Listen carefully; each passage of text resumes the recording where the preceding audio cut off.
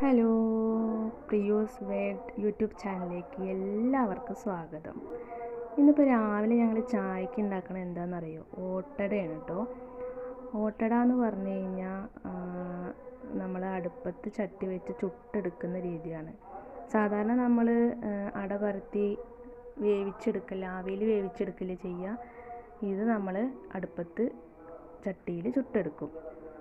അപ്പോൾ അരിപ്പൊടി അല്ല, അതിന് ഗോതമ്പ് പൊടിയാണ് കേട്ടോ ഞങ്ങൾ ഉപയോഗിക്കുന്നത്. ഗോതമ്പ് പൊടി ഉപ്പിട്ട് കുഴച്ച് വാഴയിലയിൽ പരത്തി അതിൽ കുറച്ച് തേങ്ങയിട്ട് അട മാതിരി പരത്തി വയ്ക്കും. എന്നിട്ടത് നമ്മളത് അതേ കാണുന്നത് പോലെ ചുട്ട് എടുക്കും.